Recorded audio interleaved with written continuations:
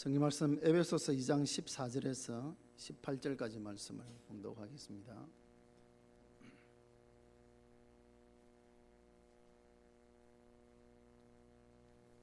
에베소서 2장 14절에서 18절까지 말씀을 봉독을 하겠습니다.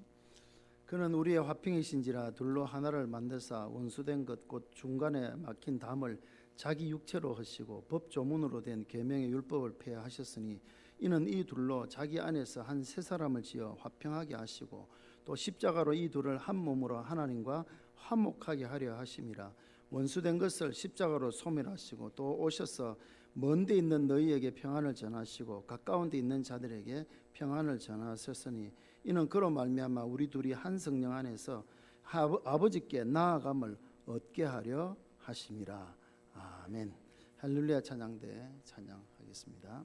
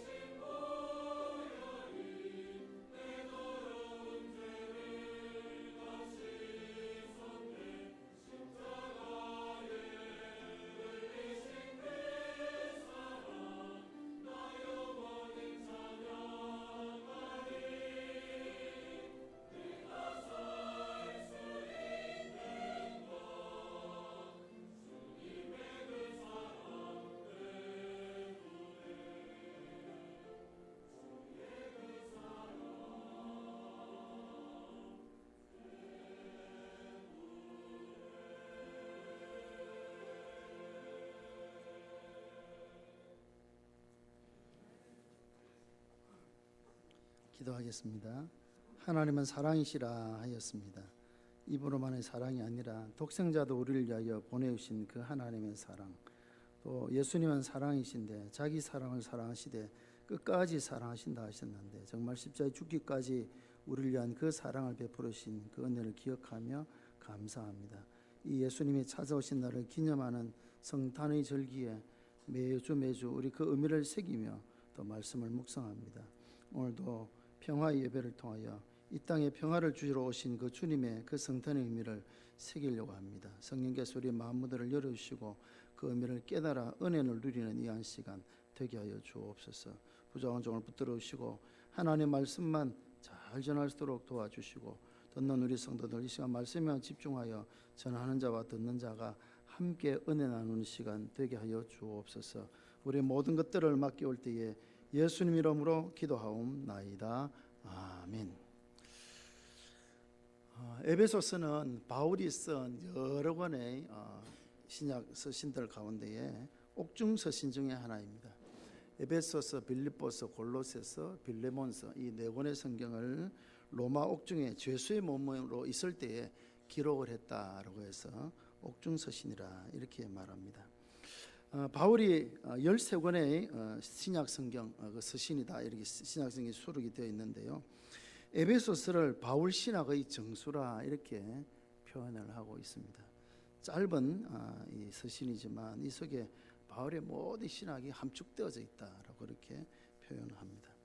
에베소서는 특별히 교회에 관한 하나님의 계획, 그것이 그리스도 안에서의 통일을 뜻하는데요. 그것에 대한 주제를 이렇게 다루고 있는 것이 에베소서입니다. 그리고 그 중에 오늘 2장인데요.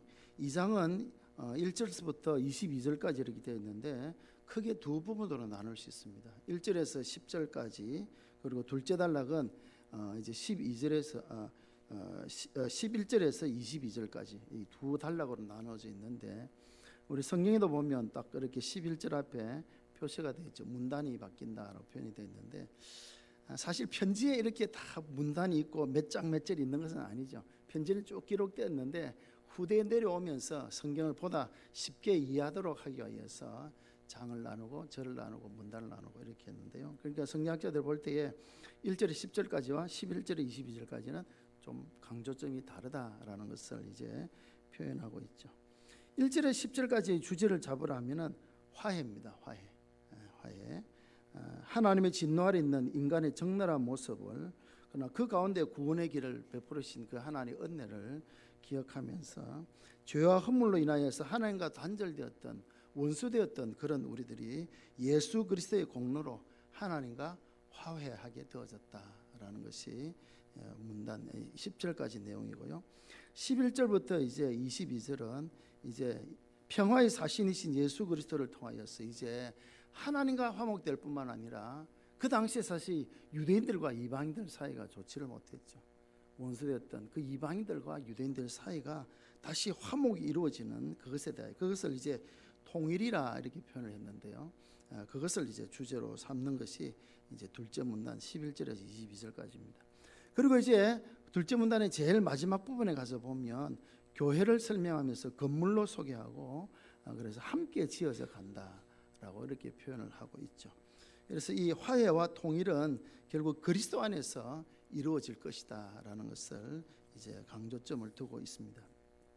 앞에 말씀드린 것처럼 에베소서가 바울 신학의 정수라 그러면 에베소서 전체의 핵심은 바로 이 2장 에베소서 2장이 그 또 이 에베소서의 핵심이다 이렇게 표현할 수 있는 부분이 이 부분입니다.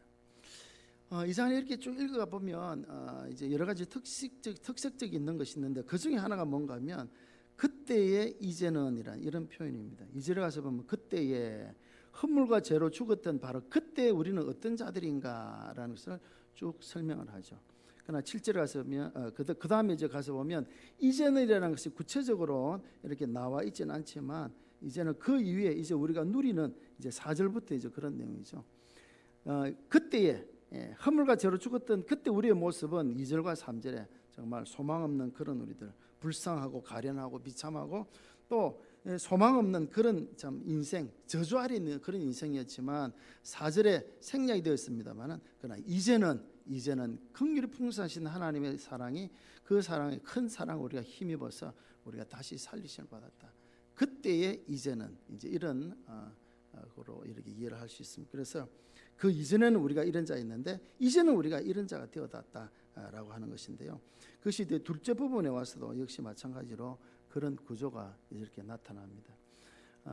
그러므로 그때 육체로는 11절에 나오죠. 그때 육체로는 그때 너희는 이렇게 나와 있지만 13절에 가서 보면 이제는 이제 이렇게 바뀌어졌다. 그때는 이제는 과거와 지금을 비교하면서 이렇게 설명하고 있는데 그때와 이제 중간에 있는 그 전환점이 어딘가 하면 예수 그리스도 십자가를 중심으로 그 이전에는 우리가 이런 자였지만 예수님 십자가의 죽으심으로 말미암아 이제는 우리가 이런 자가 되었다라는 것을 이렇게 말씀을 하고 있죠. 그러면서 이제 오늘 이제 14절부터 말씀을 이제 다 사실 읽고 싶었지만 또 너무 길게 읽으면 또 힘들기 때문에 14절부터 18절까지만 읽었는데요. 그러면서 예수님을 소개하면서 그는 우리의 화평이시다. 14절에 말하는 그는 누군가 하면 예수 그리스도, 그 예수 그리스도의 피로 우리가 가까워졌는데 그분이 바로 우리의 화평이시다라고 그렇게 설명을 하고 있습니다. 화평이시다. 또 17절에 가서 보면 오셔서 먼데 있는 너희에게 평안을 전하시고 가까이 있는 자들에게 평안을 전하셨다. 먼데 있는 자, 가까운 데 있는 자. 먼데 있는 자란 이방인을 뜻합니다. 이방인. 가까이 있는 자란 유대인을 뜻하죠. 이방인과 유대인이 하나 되지 못했지만 이제는 그 안에서 서로 평안하도록 화평하도록 그 일을 이루신 분이 하나님이시고 우리 예수님이시고 그 일을 위하여 오셨다. 또 오셔서 하신 일은 평안을 전하는 일을 하셨다라는 것을 설명을 하고 있죠. 그래서 이제 이 화목에 대해서 두 가지로 이렇게 소개를 하고 있는데요.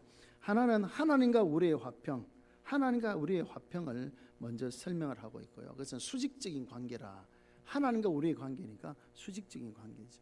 그 다음에 이방인과 유대인은 같은 이제 사람들 사이에서 일어난 일이니까 수평적 관계라 이렇게 볼 수 있죠. 십자가 보십시오. 십자가를 가만히 떠오르면 수직적 막대기와 수평적 막대기가 서로 딱 교차되어 있지 않습니까? 그 예수님 십자가죠. 십자가는 더하기 표시고요. 그죠? 그 십자가는 수직적인 막대기는 하나님과 우리의 관계 회복이고 수평적 막대기는 우리 간에 서로의 그런 화목, 화평을 이제 뜻하게 되어집니다. 이것이 오늘 우리에게 어떤 의미가 있는가라고 우리가 살펴본다고 하면은 이제 이 평화의 복음도 한국 교회가 들어야 할 중요한 메시지 중에 하나가 되어집니다. 물론 오늘날 이제 그런 물질 문명 속에 우리가 있다 보니까 복하면 자꾸 이제 물질적인 복, 자꾸 이제 그런 곳으로 우리가 복을 우리의 생각이 되어지는데 참된 복은 화평케 되어진 것. 이거 정말 복이죠. 하나님과 화평을 이루지 못했으면 우리는 여전히 그때의 그 사람, 그죠? 소망 없는 그 사람 모습으로 영원한 지옥에 갈 수밖에 없죠. 그러나 이제 그 예수님의 그 은혜로 말미암아 하나님과의 관계가 회복되어졌다. 그렇기 때문에 이제 우리가 영원한 천국을 소망하며 바라볼 수 있는 하나님의 자녀가 된 것이죠. 얼마나 큰 은혜입니까? 아울러 수평적인 관계도 역시 마찬가지입니다. 이전에는 유대인과 헬라인이 종이나 자주여자가 남자 여자가 다 차별되어졌고 서로 갈등 관계에 있었지만 그리스도 안에서 그것이 다 무너지고 서로 가까워지고 서로 화평케 되어지는 바로 그 역사가 이루어진다라고 하는 것입니다. 그래서 한국 교회 안에 혹시 지방색이나 사회적 계층이나 학력의 구별이나 남녀 차별의 문제가 있다면 그것이 십자가 안에서 다 없어져야 된다라는 그런 의미를 가지고 있죠. 물론 가장 궁극적인 문제는 하나님과 우리의 관계가 가장 중요하죠. 하나님과 나와의 관계가 중요하고 그래서 이제 우리가 구원받게 되어지는데요. 그러나 그것을 위하여서 우선 또 해야 될 것이 무엇인가 하면 수평적인 관계도 온전히 이루어져야 된다라는 걸 성경은 강조하고 있죠. 그래서 하나님이 오신 것은 예수님께서 이 땅에 오신 것은 우리의 죄만 사해 주시고 하나님과의 관계만 회복시켜 주는 것이 아니라 바로 11절부터 나오지 않습니까? 이방과 유대인이 화목하도록 해서 화평하도록 하기 위하여서 오셨다. 또 오셨다는 것은 이 땅에 오셨다는 사람의 몸을 입으시고 찾아오신 그 이유가 무엇인가? 그 이유는 우리로 서로 화목하도록 화평하도록 이렇게 하겠다는 것이죠. 그래서 19절 가서 보면 너희는 외인도 아니요 나그네도 아니요 오직 성도들과 동일한 시민이요 하나님과 같은 하나님의 권속이 되어진다. 같다 통일되어지는 것을 강조를 하고 있죠. 물론 중요한 것은 수직적인 관계가 중요하지만 우선적인 것을 따지고 보면요 수평적 관계가 더 중요하죠. 요한일서 4장 20절 요한은 이제 요한 1서에서 하나님은 사랑이시다라는 선포를 했는데요. 이제 다음 주에 우리가 이제 사랑이란 주제로 이제 성탄을 생각해 보려고 하는데 화목절로 자기 아들을 주셨죠. 그 사랑, 그 하나님 그 사랑에 대해서 설명하면서 이제 우리도 이제 그 하나님을 사랑하며 살아야 된다라고 하면서 그 강조는 그냥 맹목적으로 하나님만 사랑하라 그렇게 하지 않습니다. 요한일서 4장 20절에 가서 보면 중요한 말씀이 있죠. 보는 바 형제를 사랑하지 아니하는 자는 보지 못하는 바 하나님을 사랑할 수 있을까요? 없을까요? 없다라고 성경 선포합니다. 눈에 보이는 형제도 사랑하지 못하면서 눈에 보이지 않는 하나님을 사랑한다. 말도 되지 않는다면 있을 수 없는 이야기다. 물론 중요한 것은 하나님과의 관계 회복이 중요하지만 성도들 간에 서로 사람 사이에 이런 화목이 이루어지지 아니하면 그 사랑이 이루어지지 아니하면 우리가 하나님을 사랑한다는 것은 그러나 온전한 사랑이 아니다. 성경은 이미 그렇게 선포를 하고 있다는 것이죠. 중요한 것은 하나님과의 관계, 수직적인 관계입니다. 그러나 그러기 위해서 순서적으로 볼 때는 사람들 사이에서 수평적인 화목도 중요하다는 것이죠. 그래서 예수님께서 이 땅에 오신 목적은 우리의 죄만 용서해 주시고 우리를 구원하여서 하나님과의 관계를 회복하는 그것만이 아니라 이제는 가까이 또 오셔서 서로 이렇게 서로 먼데 있는 자나 가까이 있는 자나 다 평안하고 화목하도록, 그래서 한 몸을 이루어서 이제 밑에 설명드렸죠. 건물마다 건물이 되어 성전이 되어가는 것처럼 주의 몸된 교회를 세워나갈 수 있도록 한 몸 되도록 하는 이것이 그의 뜻이다라는 것을 보게 됩니다. 예수님이 오시기 전 4주 전부터 이제 우리는 대강절, 대림절로서 우리 지난 주일에는 희망의 예배를 드렸습니다. 예수님 이 땅에 빛으로 오셨다. 빛은 희망이죠. 희망. 그래서 스불론 납달리 죽음의 땅에 빛이 비쳤다. 생명의 빛이 비쳤다라는 그런 의미인데요. 빛으로 오신 예수님에 대해서 희망 되신 예수님을 우리 지난주 생각해 봤고요. 오늘은 이제 평화이신 예수님, 우리의 화평이신 예수님에 대한 우리의 말씀을 우리가 생각해 보는데요. 2000년 전 예수님께서 이 땅에 탄생하셨던 그 첫 성탄, 바로 그 현장에 하늘에서 울려 퍼진 천사들의 노래 소리가 있지 않습니까? 그 핵심 무엇입니까? 첫째로는 하나님 영광, 둘째로는 땅에는 평화. 그것이 그 천사들의 그 찬양의 주제 핵심이었습니다. 핵심. 누가복음 2장에 나오는 말씀인데요. 예수님이 탄생하시던 밤에 주의 사자가 들에서 양을 치던 양떼들을 치는 목자들, 양을 치는 목자, 저 헷갈리는데요. 양떼를 치는 목자들에게 갔죠. 이 목자들은 그 당시 소외된 계층입니다. 들에 양을 치고 있는. 근데 그들에게 주의 사자가 갔죠. 이 가브리엘이죠. 주의 사자가 나타나서 온 백성이 미칠 큰 기쁨의 소식을 너에게 전한다. 오늘날 다윗의 동네에 너희를 위하여 구주가 나셨다. 다윗의 동네는 베들레헴이고요. 베들레헴에 예수님이 탄생했다는 그 소식을 전해 주었습니다. 그때 하늘에서 수많은 천사들이 호린에 나타나서 하나님 앞에 그 찬양을 드리죠. 찬양. 천사들이 나타나 찬양을 드리는데 그것이 바로 이 내용이지 않습니까? 지극히 높은 곳에서는 하나님께 영광이요, 땅에서는 기뻐하신 사람들 중에 평화로다. 하나님께 영광이고 땅에는 평화. 이 평화를 주시기 위해서 아기 예수님이 오셨다라는 것을 강조하죠. 예수님 오심을 수백 년 전에 예언한 이사야도 이사야 9장 6절에서 이렇게 설명합니다. 이는 한 아기가 우리에게 낳고 한 아들을 우리에게 주신 바 되었는데 그에게 그 어깨에는 정사를 메었고 그의 이름은 기묘자라 모사라 전능하신 하나님이라 영존하시는 아버지라 평강의 왕이라 할 것임이라. 예수님을 평강의 왕이라고 소개를 하고 있습니다. 평강의 왕이란 말은 평강의 주인이라는 뜻이고 평강을 주시는 분이다라는 그런 뜻을 가지고 있습니다. 예수님이 이 땅에 오신 이유는 무엇인가 하면 이 땅에 진정한 평화를 주시기 위해서 우리에게 오셨다는 것이죠. 겉으로 보이는 가짜 평화가 아니라 진정한 평화를 우리에게 주시기 위해서 오신 분이라는 것입니다. 성탄의 의미 가운데 우리는 지난주에 희망에 대해서 생각을 해봤습니다. 또한 그 평화의 의미를 생각하면서 이 성탄을 맞이하는 그런 저와 여러분들이 되시기를 바랍니다. 하나님이 우리와 화평하시기 위해서 독생자를 우리에게 보내주셨습니다. 화목을 위하여서 드리는 제사를 화목제라고 그렇게 말합니다. 화목제. 5대 제사가 있는데요. 번제, 소제, 화목제와 속제제와 속건제, 레위기에 5가지 제사가 있습니다. 그 중에 화목제는 서로 화목을 위하여서 드리는 제사인데, 우리가 하나님과 화목을 위하여서 우리가 제물을 드려야 되는데 하나님이 먼저 우리를 위하여서 독생자를 보내주신 것입니다. 화목 제물로 보내주셨다. 요한 1서에 나와 있죠. 하나님 우리와 화평하시기 위해서 가장 사랑하는 독생자 그 예수를 우리에게 보내주셨다는 것이죠. 그 사랑, 그 다음 주 생각해 보겠는데요. 무엇을 위하여서? 화목 제물로 화목하시기 위해서, 우리와 화평하시기 위해서 하나님 예수를 보내셨다는 것이죠. 성탄을 맞이하면서 우리는 평화의 참된 의미를 우리가 생각을 해봐야 되겠습니다. 평화, 이 평화의 예배를 우리가 드리는데요. 정말 진정한 평화가 무엇인가를 우리가 생각하며 이 성탄을 맞이할 수 있기를 바랍니다. 먼저 우리가 평화를 이루어야 될 부분은 무엇이겠습니까? 앞에서 강조드린 것처럼 먼저 하나님과 화평을 이루는 그런 저와 여러분들이 되시기를 바랍니다. 우리는 원래 하나님과 원수되었던 그런 우리들입니다. 하나님 우리와 화평하시기를 원하셨고 독생자를 우리에게 보내주셨습니다. 그래서 로마서 5장 1절에 바울 사도는 이렇게 설명합니다. 그러므로 우리가 믿음으로 의롭다 하심을 얻었은즉 우리 주 예수 그리스도로 말미암아 하나님으로 더불어 화평을 이루자라고 그렇게 설명하죠. 하나님과 더불어 화평을 이루는 삶을 살아야 된다. 화평을 이루기 위해서 어떻게 되겠습니까? 어떻게 하면 하나님을 기쁘시게 할까? 살아가야 되는 것이죠. 마음을 아프게 하고 힘들게 하고 그건 화평이 아닙니다. 하나님 마음을 흐뭇하게 하고 하나님 마음을 기쁘게 할 때에 우리가 하나님과 화평을 언제 이룰 수 있죠.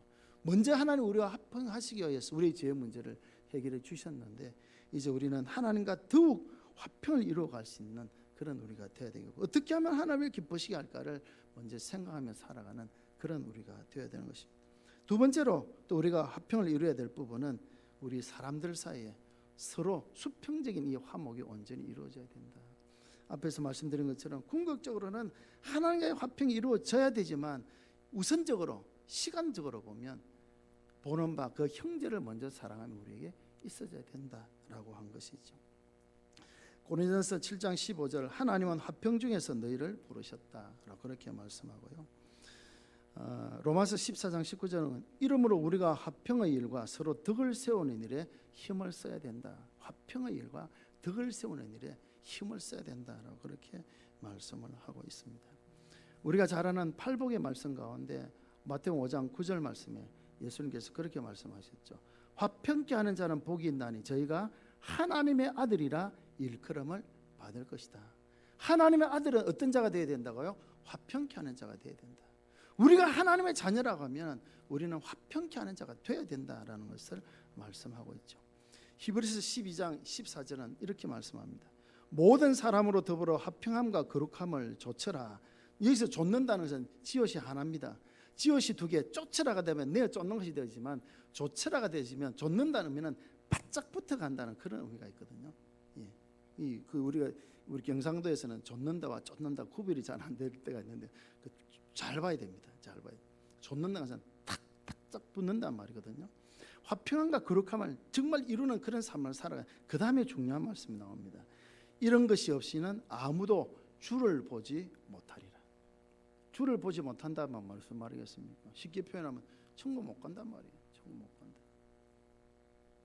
화평함과 거룩함을 모든 사람으로 더불어 이루지 못하면 아무도 주를 보지 못한다. 우리는 화평의 사람이 되어야 된다. 그런 말이죠. 로마서 12장 18절 할 수 있거든 너희는 모든 사람으로 더불어 화평하라. 평화하라. 그렇게 말씀하죠. 모든 사람으로 더불어. 내가 좋아하는 사람만, 나를 사랑하는 사람만, 나와 가까운 사람만, 나와 친한 사람만 화평을 이루려 하지 않습니다. 모든 사람, 그 모든 사람에는 그렇지 못한 사람들에게라도 우리는 화평을 이루어가야 된다. 그렇게 말씀하고 있다라고 하는 것입니다. 데살로니가전서 5장 13절 그렇게 말씀하죠. 사랑 안에서 가장 귀히 여기며 너희끼리 화목하라. 그렇게 말씀합니다.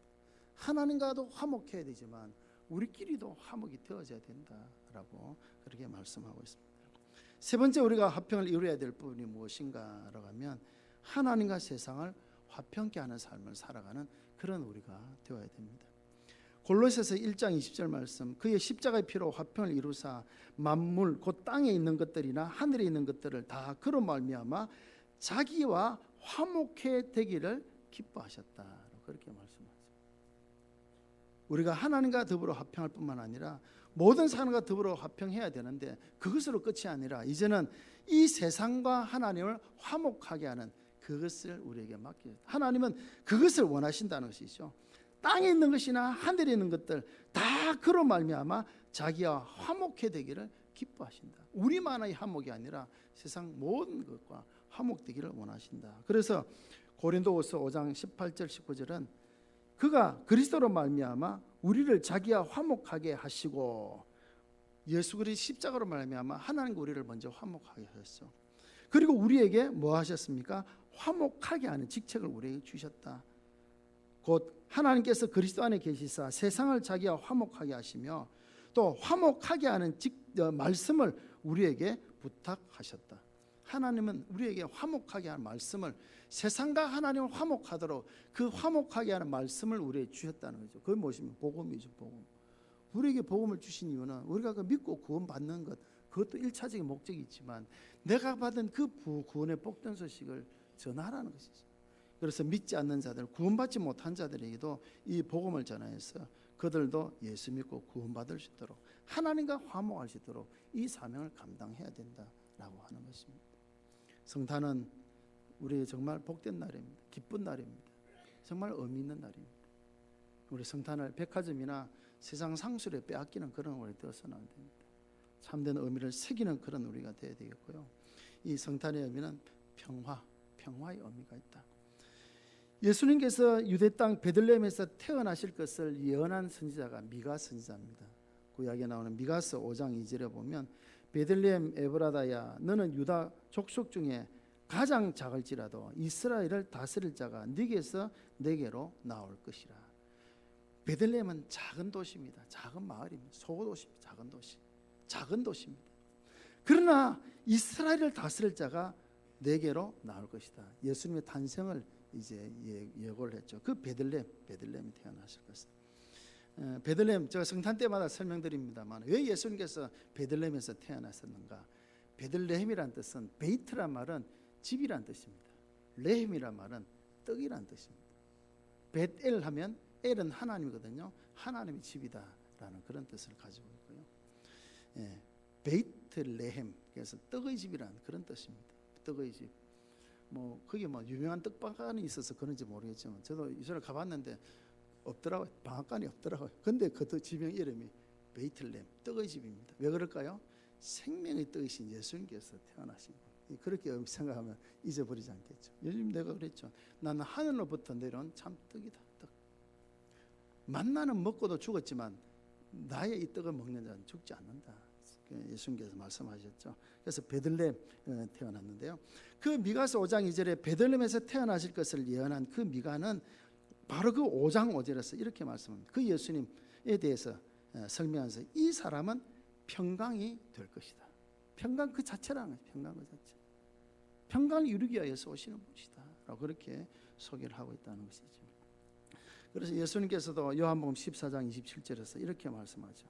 평안을 너희에게 끼친다. 평안을 너희에게 준다는 거죠. 평안을 너희에게 끼치노니 곧 나의 평안을 너희에게 주노라. 내가 너희에게 주는 평안은 세상이 주는 것 같이 아니하니라. 너희는 마음에 근심도 하지 말고 두려워하지도 말라. 할렐루야. 할렐루야. 평안을 우리에게 주시기 위해서 오신 분이시다라는 것이죠. 이 성탄의 의미 속에 예수님 오셨구나, 기쁘다, 그냥 기쁘다가 아니라 왜 기쁜지에 대하여서 우리에게 진정한 평안을 주시기 위해서 오신 날이 이 성탄절이라는 것을 우리가 다시 한번 기억하면서 2019년 우리의 나이만큼이나 또 다시 맞이하는 이 성탄절.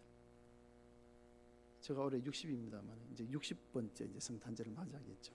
그럼 저도 여러분의 나이만큼 이제 성탄절을 맞이하게 되는데요.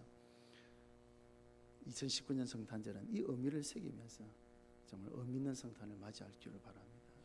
다시 한번 하나님과의 화평을 이어나가기 위해서, 또 모든 사람과 화평하기 위해서, 또 세상과 하나님을 화평하게 하기 위해서 먼저 이 땅에 찾아오신 그 예수님의 그 오심의 의미를 생각하면서 또 오셔서 왜 오셨는가? 왜 이 땅에 오셨는가? 단지 우리에게 12월 25일 성탄절 하나의 휴일 하나 더 늘려주시기 위해서, 그죠? 연말쯤 그냥 서먹서먹하게 지날 수 있으니까 선물 교환하고 축제 하라고 그냥 즐거운 날로 한번 주시기 위해서 오셨는가? 그것이 아니라 그것은 그 다음 문제고, 이 땅의 진정한 평화, 하나님과의 화평, 모든 사람과 더불어 화평, 세상과 하나님을 화평케 하는 이 일을 위하여서 찾아오신 날이다라는 것을 기억하면서 이 화평, 이 참된 평안의 의미를 찾으며 이 평안을 누리는, 세상이 주는 평안에 우리 마음을 빼앗기지 말고 주님이 주시고자 하신 진정한 평안의 복을 누리는 그런 저와 여러분들이 다 되시기를 바랍니다. 우리 찬송 우리 같이 부르겠습니다. 금맑고 하나님 밤중에, 성탄절에 부르는 찬송입니다만 꼭 성탄에만 불러야 되는 그런 찬송이